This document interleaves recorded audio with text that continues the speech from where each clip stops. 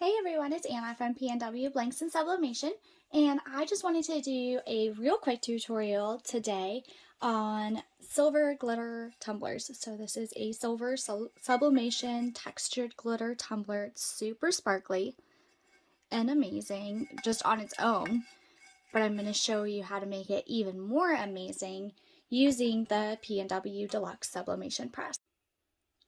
So this isn't the first time I've done a sublimation glitter tumbler, but I got this idea after seeing an epoxy glitter tumbler, just scrolling through Facebook or TikTok or something, one of those channels. And it was like this gorgeous ombre glitter beach theme kind of tumbler. So I actually was looking around for a design and came across this perfect design by Emme Print Co, who is one of PNW Blanks' featured designers. And it actually is like a matte colored design, but when it's on the glitter tumbler, I mean, just look how amazing that looks. And obviously you can customize this with, a phrase or saying, or maybe like black palm trees with a sunset, like a beach silhouette kind of thing. But it turned out awesome. It turned out exactly how I wanted it to, and I didn't have to do glitter or epoxy.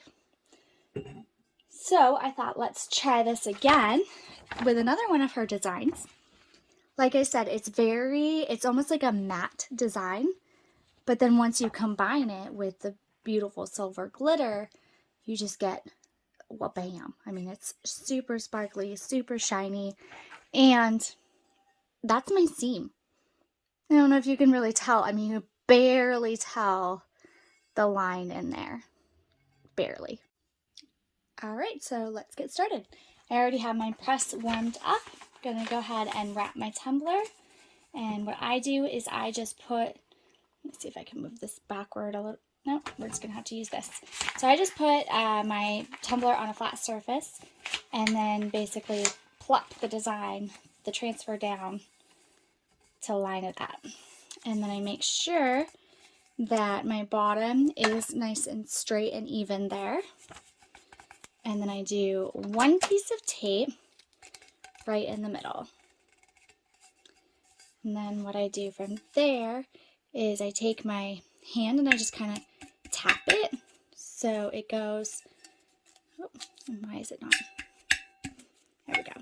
So just kind of tap it to get it just to, so there's nothing hanging off of the bottom. So I tap it just a little bit more. There we go. That way there's nothing hanging off the bottom, because if it starts to curve around the bottom, then that's how you get basically white spots on the bottom, because it's creating the air pockets, because your transfer isn't completely up against your tumbler. So it's creating air pockets when you press it, and that's how you're getting the white spots, or yeah, white spots.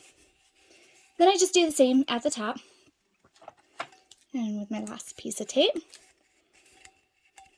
And then I just kind of smooth it down, and just to make sure that it's nice and tight, I go ahead and redo that middle piece there so it's nice and tight.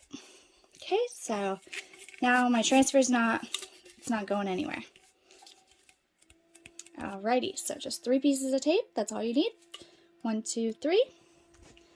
And we'll go ahead and put it in the press. I have my target temperature set for 365 and my printing temperature set for 370.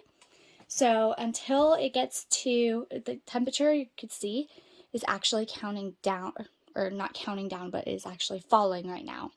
So the temperature is going to fall, and then that's because you're introducing the cold tumbler into the warm press.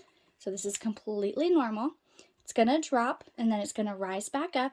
Once it hits that printing temperature of 370 degrees, it's going to start counting down. And I have it set for 40 seconds. 40 seconds works for my 20-ounce tumblers, and I only have to do 2 presses.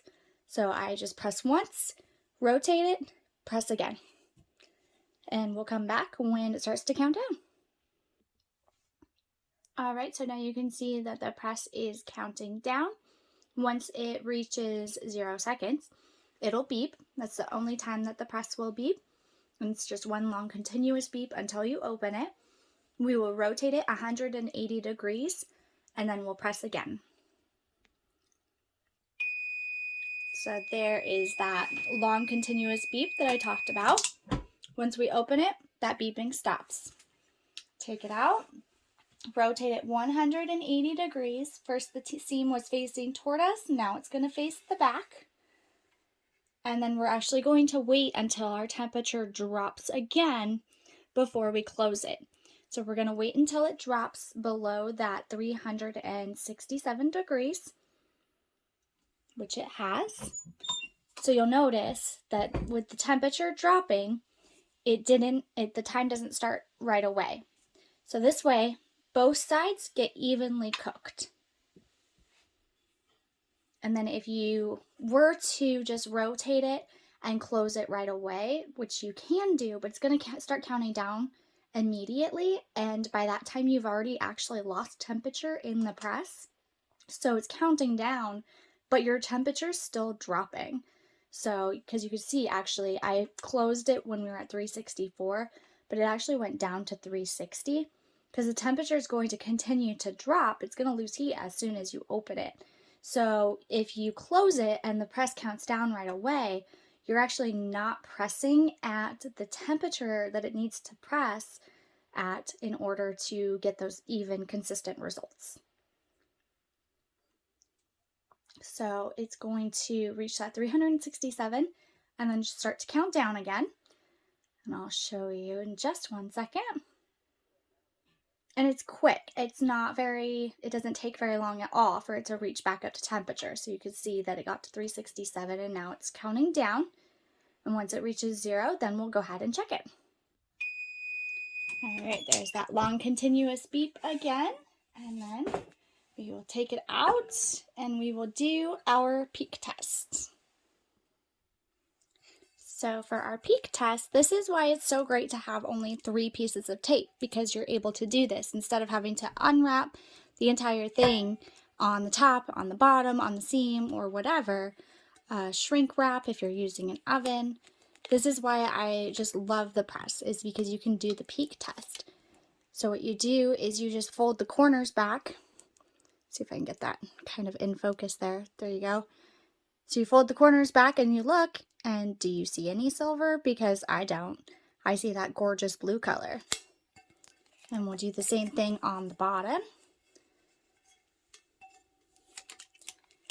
And I see the pink.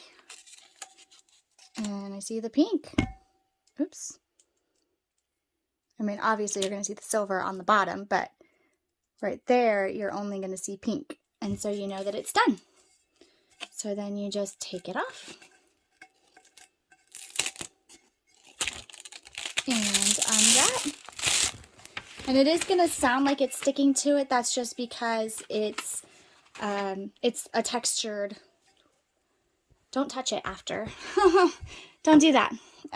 It's a textured glitter, so it is actually kind of sticking to the paper, but that's okay because it's supposed to do that. So there's that seam. I mean, like I said before with the beach colored one, you can barely see it at kind of an angle, a little bit, but look at that. It turned out so cute. I'm actually going to see, this is also a design by Emme Print Co. I'll make sure to link her shop in the description below. She has awesome designs, so much variety, but looking at this, I'm going to see if maybe she will do like a dark blue to faded to red, because how awesome would this be for a 4th of July tumbler? I can see it now. So I might have to see if she can make something like that and get it posted. But that's how you make a textured glitter tumbler. It's actually not super hot to the touch anymore in the PNW Press. So there's my 2 tumblers. Super pretty and no epoxy, no glitter mess. Sparkly glitter tumblers. If you liked this video, make sure to give it a thumbs up, share with your friends, and subscribe to the YouTube channel for more content. Happy pressing!